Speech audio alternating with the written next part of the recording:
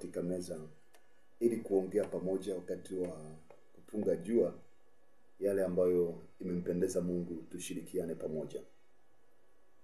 Naitwa mchungaji Sako Merrick wa huduma ya Success Chapel pale Zinje kwa Pinda, Dodoma. Na leo tutaangalia vinasaba vya ndoa. Vitu vya msingi sana ambavyo vimeshika DNA ya ndoa yoyote duniani. Lakini kabla tujaendelea, natamani tuombe Mungu. Mungu wetu, tunakushukuru jioni leo kwa sababu wewe ni muaminifu. Rehema zako, fadhili zako na uaminifu wako juu ya watu wako ni mpya kila asubuhi.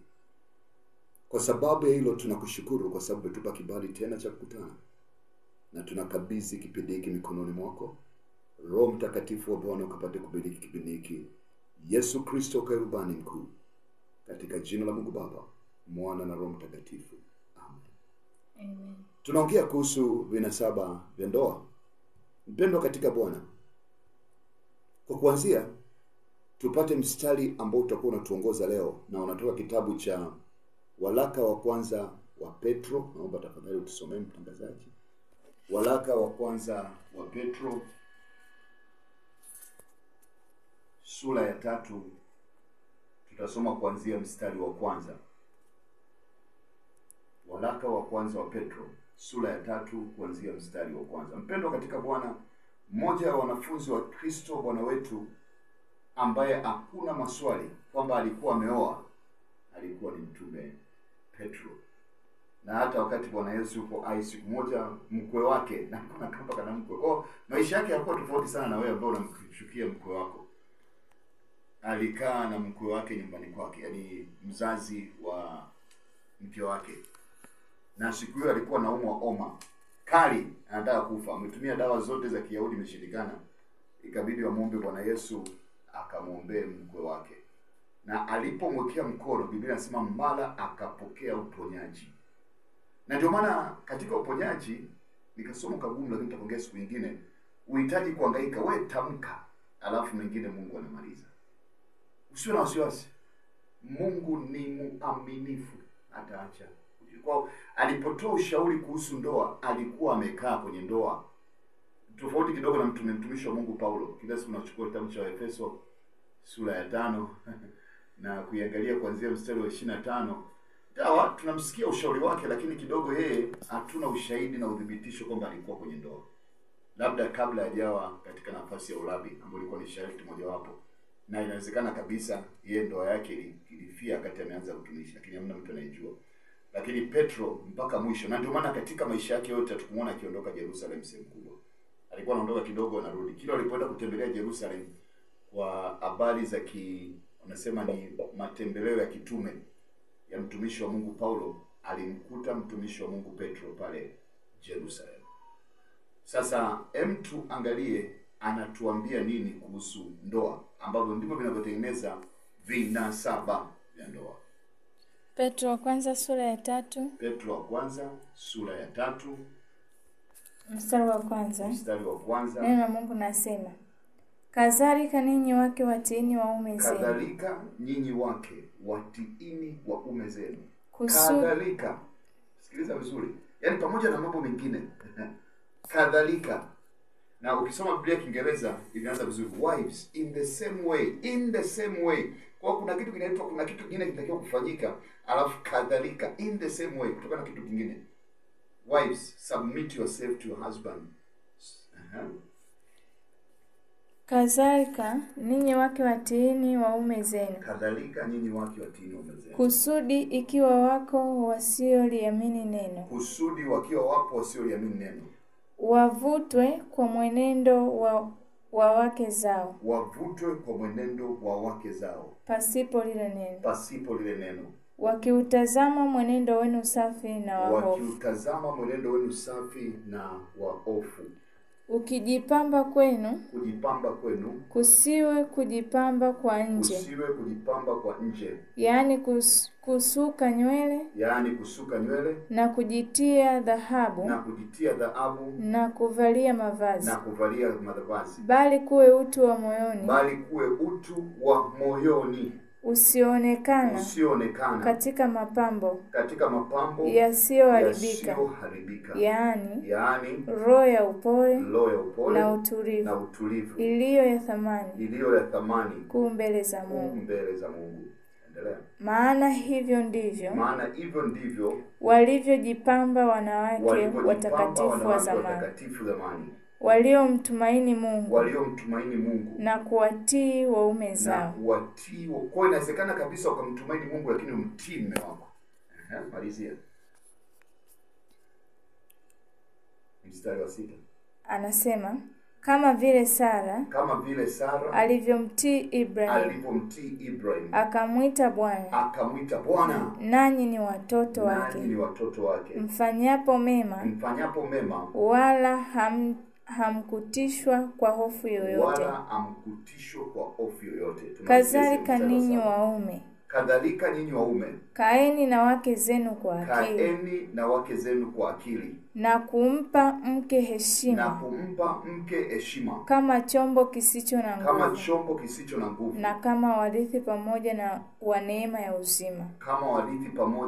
neema ya uzima, kusudi kuomba kwenu kusizuiliwe. Sasa napenda utambue hiyo ndio DNA, ndio kinasaba kikubwa cha ndoa yoyote. Petro ameanza na wanawake. Hata kama mume wako hajaokoka na wewe umeokoka, maandiko yanakutaka uweze kufanya bidii kumtii mume wako. Anasema level yako ya utii ni kwa sababu ya watu wasioamini. Na utii unadhihirishwa kwa mambo makubwa manne kwa mwanamke yoyote. Ukishaona mambo haya yapo katika mwanamke, jua mwanamke ni dume, afai, ana matatizo makubwa kwenye hiyo ndoa. Ukiangalia ule mstari wa 4, sura ya 3 mstari wa 4, anasema bali kuwe kwa utu wa moyoni usioonekana, yaani roho ya upole na utulivu. Mwanamke ambaye ni mtakatifu, mwanamke ambaye ameamua kutembea katika ndoa yake katika ushindi, lazima awe na moyo wa upole. Upole ni sifa ya mwanamke kwenye ndoa. Mwanamke ambaye sio mpole ni mwanamke ambaye amefilisika kwenye ndoa. Na naomba nikwambie, lazima ataoleweshwa. Yaani lazima mwanaume atatafuta mke mwingine ambaye anakuwa ni mpole. Sasa katika tabia za Ukristo haipo, lakini ukiwa na tabia ambayo ni ngumu, hii inaitwa tabia ngumu, nyama ngumu, watu watachukua kisu wataikata. Unajua maji ya bahari yangekuwa ni magumu, huwezi kupita kama jiwe. Naomba nikwambie, watu wangetafuta magesi makubwa kuyeyusha. Lakini maji ukipitisha meli yanabonyea, yanakuruhusu upite, lakini maji hayo yanaweza kuua meli nzima. Kwa lazima mwanamke akubali kuwa mwanamke ambaye ana roho ya upole, roho ya utulivu. Mwanamke ambaye ni paparu afai kwa ajili ya ufalme wa mbinguni. Sio tu ufalme wa mbinguni, bali ni aibu kwa mmewe, ni maumivu, ni mainzi katika nyama ya mume wake. Mwanamke anapaswa kuwa na roho ya utii ambao vinaonekana kwa ishara za nje. Unajuaje kama huyu ni mwanamke mtii? Upole. La pili ni swala zima la kuweza kuwa ni mtu ambaye ana utulivu. Kwa sababu wanaume wanaweza kuwa na vitu vingi, lakini mwanamke asiyekuwa na utulivu hawezi kumshauri mume wake vizuri. Mwanamke asiyekuwa mtulivu atamjibu mume wake kwa neno ambalo linakuwa gumu mpaka mume wake anasikia kizunguzungu. Mwanamke asiyekuwa na utulivu ni mwanamke ambaye atajipamba vizuri kanisani na kujionyesha mbele za watu, lakini madudu. Ndio maana asilimia kubwa ya wanawake wanaojiita ni manabii, ndoa zao zina machakaramu. Sijasema kwamba wote, lakini wengi wameshindwa kuwa na utii. Na kwa namna hiyo wameacha hata waume zao wakasema Bwana ameonyesha jambo fulani. Kitu kama hicho kimeharibu mwili wa Kristo. Huo ni upande wa wanawake. Nimekwambia kuhusu DNA ya ndoa. Ndio ninachofundisha leo. Nimefundisha kuhusu vinasaba vya ndoa. Lakini upande wa mwanamke, Biblia inataka mambo matatu ndani yake. La kwanza, sio kuonekana kwa nje. Hajasema kwamba ni dhambi kuonekana kwa nje, lakini isiwe sababu ya kuonyesha. Nimeona kwenye mitandao mtu anajiposti ni mrembo, amevaa nguo nzuri, amenunua jana, anakuja kuonyesha na kitambaa chake na kanga yake na nini na kiatu chake kinaonekana vizuri, akimtangaza Yesu, ndio anacheza na mziki wa Yesu, ndio, lakini ni mwanamke ambaye hana utulivu. Ni mwanamke ambaye anapigwa kona na wanaume wote, kwa sababu hakuna mwanaume anaweza kuwa mwanaume mwenzake kwenye tabia. Waweza kuwa mwanamke kwa namna ya kiumbile, Bwana Yesu, lakini kwenye tabia ni mwanaume. Umeamua kupambana na mwanaume mwenzako, jambo ambalo hakuna ndoa inaweza kudumu kwa namna. Sasa mtumishi wa Mungu Petro alijua kwamba katika kuhubiri Injili wanawake wengi wataokoka kabla waume zao hawajaokoka. Maandiko yanakutaka sio uache mume wako, sio utafute tena mtu mwingine kusema kwamba huyu ndio tutashirikiana katika nini. Nimekutana na kina mama ambao walikuwa na huduma kubwa ya unabii ndani yao, wakaamua kuacha ndoa zao kwa sababu mume wake ni dini nyingine, ni imani nyingine, na baada ya kuwa ameokoka Mungu akamfunulia mafunuo kwamba yeye ni mtumishi wa Mungu, lakini bahati mbaya wakaingia kwenye matatizo na mwanaume mwingine ambao mwisho wa siku huduma ilikufa, matatizo yakaongezeka, shida zikaongezeka, na mwisho wake wakamwacha mpaka Yesu. Juzi nimekutana na mmoja anasema, bwana, mambo ya Yesu mimi sitaki kuyasikia. Hizo hadithi za linacha sizitaki, kwa sababu amelivuruga. Sasa ukilivuruga mwana kulini? Mwana kulitafuta? Mimi sijasema. Kwa ni muhimu ujue ukiwa ni mwanamke lazima ujifunze. Lazima ujifunze kuwa na upole. Lazima ujifunze kuwa na utulivu. Ondoka na tabia ambayo itaharibu ndoa yako. Whether mwanaume ameokoka au hajaokoka, na wamekuwa wakionea watu ambao wameokoka kwa sababu wanajua hana sehemu ya kwenda. Naomba nikwambie, hii ni laana juu yako ambayo unaitaka mwenyewe. Amen. Ukiwa na ujeuri na kiburi kwa huyu kijana, kwa huyu baba, kwa sababu tu ameamua kumtii Kristo, ukimwonea anaenda kuomba, anaenda kumlilia Mungu wake, anaenda kufunga kwa ajili yako, naomba nikwambie, badala ya kufunga kwa ajili ya watu kuweza kuokoka, anaenda kufunga kwa ajili yako kwa sababu ya tabia yako mbovu. Kataa hiyo kitu. Sio mpango wa Mungu. Hiyo ni dhambi, na hiyo mbingu utaisikia kwenye redio. Nakwambia ukweli. Sasa twende kwenye sehemu ya mwanaume. Mstari ule wa 7. Petro 3:7 anaelezea vizuri kuhusu sifa za mwanaume. La kwanza, anasema ndoa sio kwa ajili ya watoto. Yaani marriage is not for the children. Ukiamua kuoa, wewe kweli umeamua kuwa kidume. Ni mapambano. Anasema kadhalika nyinyi waume kaeni na wake zenu kwa akili. Kukaa kwa akili maana yake nini? Hebu tuende taratibu. Mwanamke amemwambia awe na nini? Utii. Lakini utii ambao ameelezea mtumishi wa Mungu mtume Petro, amesema katika mambo makubwa mawili. Moja, kwa mwanamke kuwa na sifa ya upole. Anasema Sara alikuwa mpole. Hakuwa anapiga na kurupuka. Akitaka kuongea anamuita mume wake, anamuita nani? Bwana wake, anamuita nani? Abrahamu akamuita ni bwana wangu. Yaani kama si kanisa tunasema Bwana Yesu, ndivyo hivyo mume wako muone kama bwana. Once you see your husband as a king, marriage is prosperous. Ukimwona mume wako kama ni mwanaume, ni mfalme, ndoa hiyo ni ya furaha na utampa amani mume wako. Na hata kama akiwa maskini, naomba nikwambie atakuwa tajiri. Mwanaume moyo wake ukitulia anaweza kufanya mambo makubwa sana. Mwanaume akili yake ikitulia na akajua mke wake anamwamini, wewe ndio wewe ni mtu pekee katika maisha yake ambao unaweza kumtia moyo. Na wewe ni mtu pekee katika maisha yake ambao unaweza kumwangusha chini. Tabia nyingi za wanaume walevi, tabia nyingi za wanaume, tabia za ajabu ni kwa sababu ya wanawake ambao sio watulivu na wapole. Nakwambia ukweli.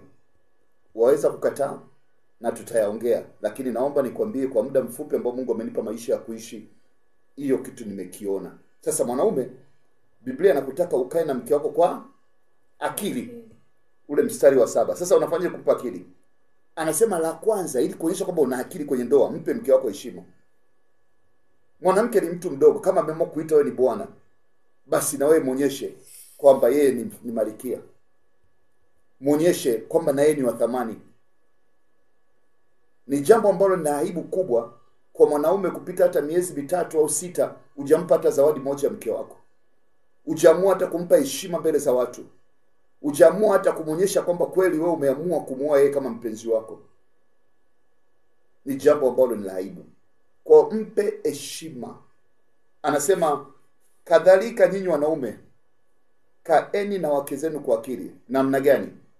Anasema na kumpa heshima kama chombo kisicho na nguvu, kama warithi wa neema ya uzima, kusudi kuomba kwenu kusizuiliwe. Mpendwa katika Bwana, wanaume wengi wamewahuzunisha wake zao.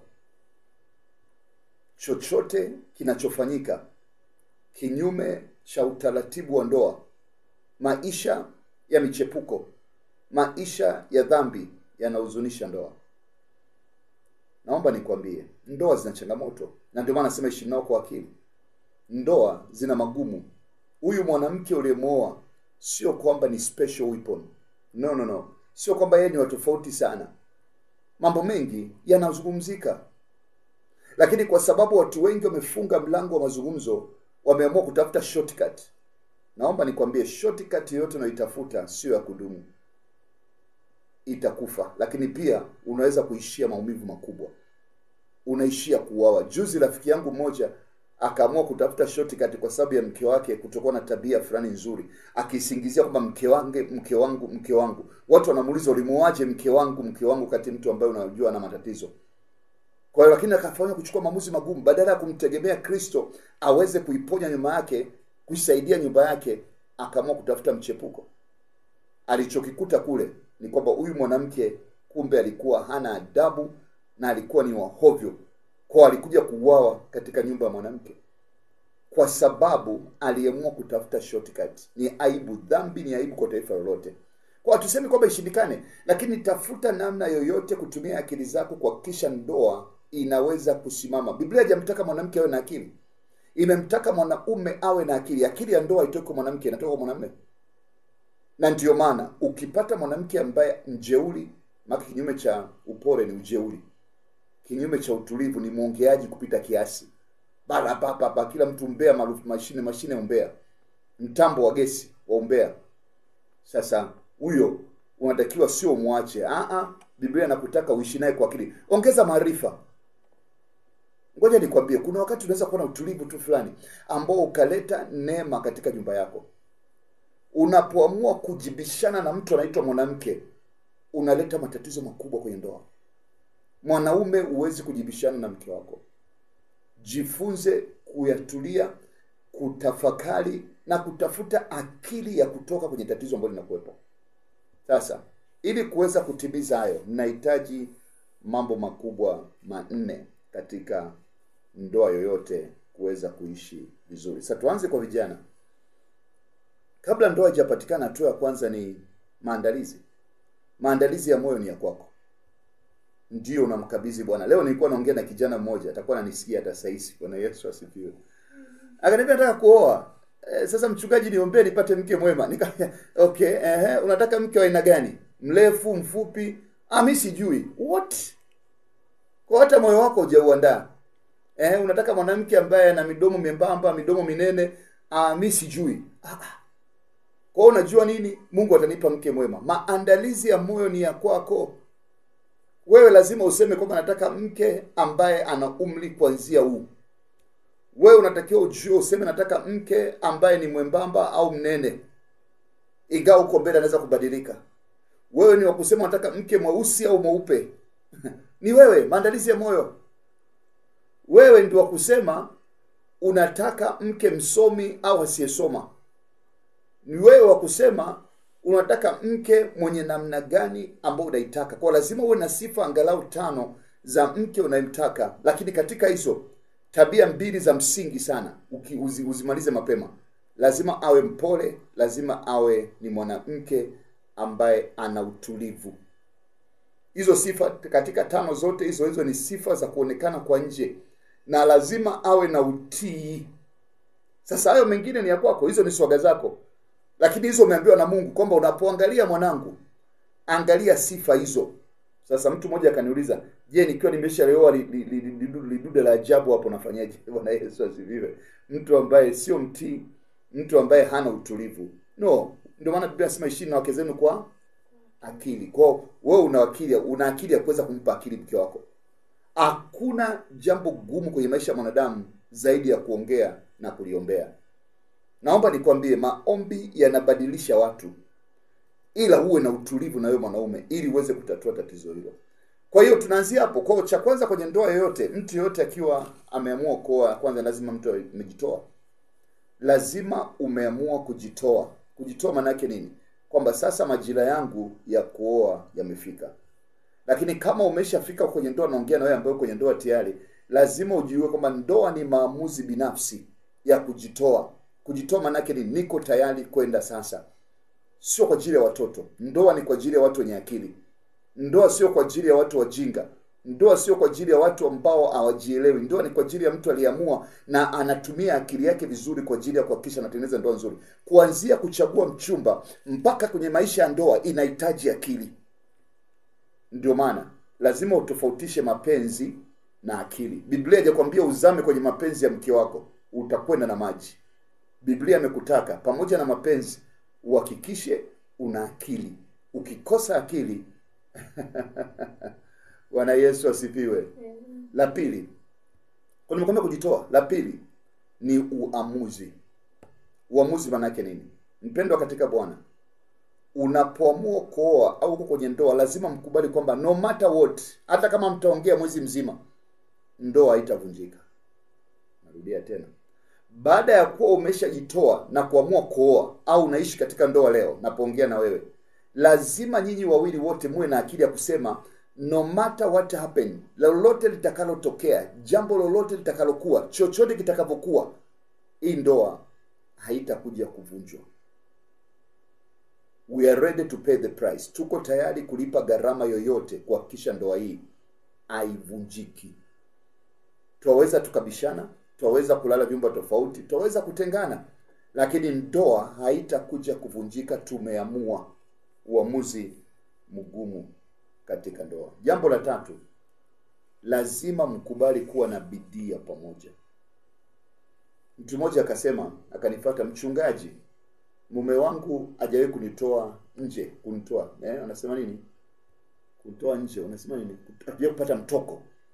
Yaani mwaka unapita 2025, nasikia tu kwenye redio, nasikia watu kwenye ma-TV. Nikamwambia, cha kwanza, hakuna ndoa ya kwenye Facebook. Hizo ndoa za kwenye Facebook ni uongo. Sawa, wala usidanganyike. Ile ni lugha tu. Angalia mwenzako anamtumia mume wake picha. Hapo unategemea mwanamume akutoe nje. Forget about it. Sawa, yani usisikie. Lazima uwe na adabu. Lazima uwe na unyenyekevu. Lazima uwe na utii. Hakuna kidume kama mwanamke. Mwanaume ni mmoja na umeamua kuolewa naye, nyenyekea mbele yake. Huo ndio Ukristo. Na ninafundisha misingi ya Biblia. Kwa hiyo lazima ujue. Sasa nikamwambia, kama ni hivyo, kama hajawahi kutoa, kwa nini usimtoe wewe? Bwana Yesu asifiwe. Mimi sina hela. Kaambia, mama, si unakula kila siku? Si unanunua chakula kila siku? Si unalala umekula? Labda siku ambazo umefunga. Hauwezi kusave hata hela kwa miezi 3-4 ukasema sasa mume wangu leo nakutoa. Ukichokoza huo moto, itakuwa ni jambo jema, kwa sababu huyu mwanaume anaonekana akili zake hazipo sawa. Inawezekana zimefyatuka. Kwa zinahitaji kurejeshwa, na unamkumbusha kwa namna hiyo, kwa matendo mema, sio kwa kumuonyesha tunamtumia kapicha ka kwanza watu wako beach. Ona wenzako sasa. Ona wajua. Hii mitandao iache kama ilivyo. Bwana Yesu asifiwe. Na unaweza kutuma picha ya mwaka 47. Hakuna mtu anajua. Ni sawa sana watu wanaangalia mambo ya picha za mikanda ya pornography. 90% ya picha zile ni watu marehemu. Ni marehemu. Kwa watu wanakuwa wanaburudika na marehemu. Zile roho zitakuacha. Kwa lazima ujue kitu katika mitandao kinaweza kuwa ni marehemu, wewe unakiona kama cha leo. Hamna kitu kama hicho. Hiyo ni lugha tu ya picha. Tengeneza ndoa yako mwenyewe. What you want your marriage to be. It is up to you. Jambo la tatu ambalo nimekwambia, kwa la kwanza nimekwambia ni kujitoa, la pili ni kuamua, la tatu ni kuwa na bidii. Lazima, ndoa ni kama shamba. Ukiliacha bila kulilima litaota manyasi. Limepanda majani katika mji wangu kule nakoishi, na nikiangalia ile majani unakuta baada ya muda miezi mitatu usipowahudumia vizuri wanaota majani poli. Kwa hiyo na alibu yale majani ya risi yanaweka majani tofauti. Na ndivyo ilivyo ndoa, inahitaji kumwagiliwa kila siku. Mwagiliwa kwa namna gani? Mwanamke kwa upole na kwa utii. Upole, utii na utulivu. Narudia tena. Upole, utii na utulivu. Hizo ndio sifa za mwanamke Abraham, mwanamke wa Abraham, Sarai. Anasema ndio mama yetu. Kwa mwanamke yote Sarai ndio tabia ya kuchukua kwa Sara. Tabia ya Bikira Mariamu, mke wa Joseph wa Yusufu. Hizo ndio tabia za watumishi wa Mungu. Tabia ya Naomi, tabia ya Esther, waliomuita mume wake akamwona ni bwana. Vingine zaidi ya hivyo unitengeneza kidume kingine cha ajabu sana. Hiyo ndoa itakuwa ni matatizo na changamoto. Naomba nikwambie, swala sio kuishi na mume, swala ni furaha katika ndoa. Waweza kuishi na mwanaume anayevaa suruali lakini hamna furaha. Miaka 10 umeipoteza bila kuwa na amani, mpaka pressure zinawapata. Acha ujinga huo. Jambo hilo una uwezo nalo. Waweza kubadilisha historia leo na ukaitengeneza ndoa yenye utukufu. Watu wengi wameamua kuchepuka. Naomba nikwambie, hakuna tabu kama kuchepuka. Kwa sababu mwisho wa siku unakuwa na mashaka mengi. Na mwisho wa siku hakuna mchepuko wa mara moja. Lazima ujue mchepuko anachepuka na anachepuka na anachepukia. Sijui nimeongea vizuri, lakini umenielewa. Kiswahili ndio hicho hicho. Kwa hamna hiyo ngoma, hiyo drama hiyo inachezwa mpaka mwisho. Hiyo haishi hiyo. Kwa kwenye maamuzi magumu, tengeneza kilichopo. Kuwa na bidii. Zile tabia 5 za ndoa. Hug. Lazima ukumbatia, ushike mkono. Lazima ulete zawadi. Lazima uweze kuwa na muda wa kukaa pamoja. Lazima muweze kuwa na uamuzi wa pamoja kwa ajili ya kulinda ndoa hiyo. Jambo la 4. Ndoa yoyote inahitaji nidhamu. Ndoa yoyote inahitaji nidhamu. Nidhamu maana yake nini? Utaratibu wa namna ya kuenenda. Lazima mkubali katika ndoa yenu mambo yafuatayo ambayo ni ya msingi sana. Kuomba pamoja. Lazima katika siku kabla hajaisha muombe. Hata kama itakuwa ni mbali, utasema mbona mume wangu yuko Dar es Salaam, mimi niko Dodoma, yuko Mwanza. Ikifika saa 2 mnapigana simu. Ukijenga nidhamu, nidhamu is a discipline whether you like it or not. Put up discipline, weka discipline katika ndoa yenu. Mtu hata we London mtafanya maombi saa 2. Saa 4 ni muda wa kuomba pamoja. Leo zamu ya baba, kesho zamu ya mama. Jifunzeni kuwa na discipline. Discipline katika ni discipline katika chakula. Discipline katika ni discipline katika mazoezi. Discipline katika ni discipline katika kuangalia watoto wanaendeleaje na shule. Discipline katika ni discipline ya kwenda kanisani kusali. Discipline yani discipline katika kuweza kujua namna gani mwenzako anaendeleaje. Isipite siku amjasalimiana au kutakiana heri katika ndoa. Tengenezeni misingi ya nidhamu katika ndoa. Mwisho, mpendwa katika Bwana, ndoa ni sadaka. Hakuna ndoa ambayo inaweza kusimama bila wawili kuamua kujitoa. Ndoa ni baba anajitoa kwa ajili ya mama na mama anajitoa kwa ajili ya baba. Marriage is a sacrifice. Huyu mtoto wa watu ametoka na adabu kwao, wewe ndio baba yake leo. Huyu kijana ametoka juu hata kubadilisha nguo ya ndani siku 3. Naona mambo mengi sana. Bwana Yesu asifiwe. Leo wewe ndio msaidizi wake. Akitoka kija chumbani socks ananazo kitandani, nguo alizovaa mchana na anakuja kulalia hizo. Msaidie. Nunulie nguo ya kulalia. Yale kama yako mashuka yale. Mimi sina uwezo. Naomba nikwambie, hakuna mtu ambaye ana uwezo. Ila ukiwa na uamuzi na jambo lolote unaweza kulifanya. Mpendwa katika Bwana, tunaongea kuhusu vinasaba vya ndoa. Basi labda tupate wimbo studio, labda wakaribishe watu kwa ajili ya maswali kama tutakuwa nayo, alafu baadaye tuweze kuendelea na kumalizia kipindi chetu jioni leo. Mungu akubariki sana kwa muda ambao umetumia kunisikiliza. Mengine nimepiga nyundo nzito sana, basi uwe na uvumilivu, ni kwa ajili ya kujenga na tumetumia neno la Bwana. Karibu sana.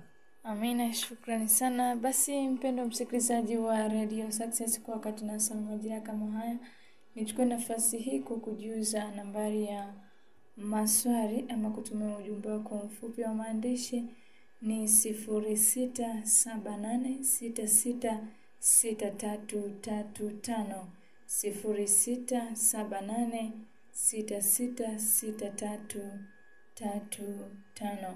Utatuma ujumbe wako mfupi kupitia simu nambari hiyo, na baada ya hapo tutaweza kujibu ujumbe wako. Kwa wakati huu naomba niweze kuacha na wimbo toka kwake Zabron.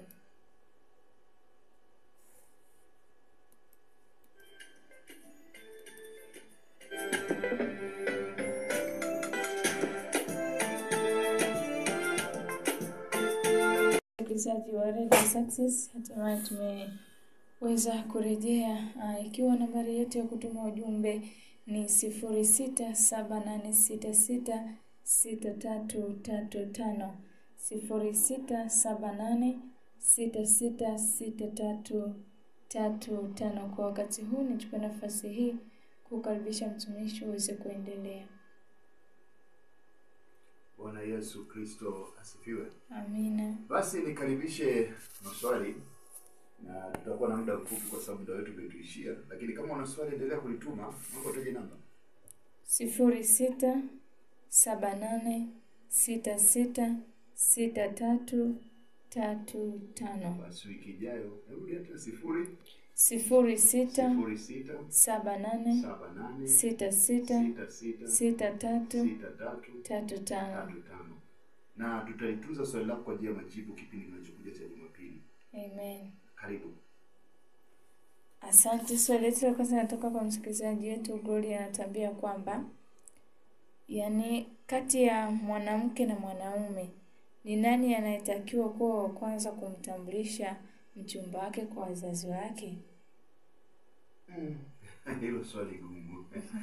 Labda utambulisho sasa wa aina gani? Labda tuangalie kwa umakini. La kwanza, ndio kunatokana na aina ya ndoa ambao umeamua kuoana. Kuna watu ambao wazazi ndio wanasaidia kupata wachumba. Nimeona kesi mpaka leo zipo. Bwana Yesu asifiwe. Familia inamtambua binti fulani. Mwangalie yule binti.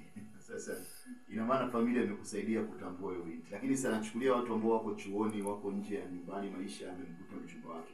Kwa sababu mtu wa kwanza kumueleza kama nafikiri kuna mtu anakuja. Mabinti manini wanaongea na mama. Sasa kama mama hayupo, kuna shangazi, familia, hata dada, uweza kujulisha kwamba kuna kitu kama hicho ili uweze kupata ushauri, kwa sababu ukifanya kwa siri, pia siri ni kama wanasema ujauzito ufichiki, siku moja matatizo yatatokea. Sasa kwa kawaida tukisoma katika maandiko, tuanze kumwangalia mtu anaitwa Abraham alipomtuma yule kijana kwenda kumtafutia mtoto wake Isaka mchumba. Ndio. Kwa ina maana kule yule binti ndio aliwakaribisha wale wageni, na wale wageni wakasema tumetoka kwa baba huyu, tunataka binti yenu. Kwa hiyo tunaona nyumba ya binti walipata utambulisho kuhusu kuolewa kwa Rebeka kwa ajili ya Isaka. Kwa hakuna kanuni na kuna mambo mengi. Hata Musa ukisoma alipompata yule binti wa Yethro, alikuwa amepotea porini akiendelea kuhangaika baada ya kufukuzwa katika ikulu ya Farao. Na yule binti wa Yethro na ndugu zake akawasaidia katika kupambana na wavamizi. Na alipoenda kwa mkwe wake akampenda, na alipotambua kwamba anataka kumuoa binti yake wakampa binti, wala hakuwa na maswali. Kwa hiyo kuna mambo mengi, lakini pia tumwangalia hata Yakobo anaenda kwa Labani. Tunaona jinsi ambavyo yule binti Lea Raheli ingawa alimchomekea Lea, lakini mabinti wote wawili alikuja kuoa, na tunaona jinsi ambavyo utambulisho kwa upande mwingine unaweza kufanyika. Kwa mara nyingi kijana baada ya kuwa amekamilisha taratibu, na tunaona ndoa nyingi katika tabia au tamaduni za Kiyahudi zilikuwa zinamalizikia kwa mwanamke.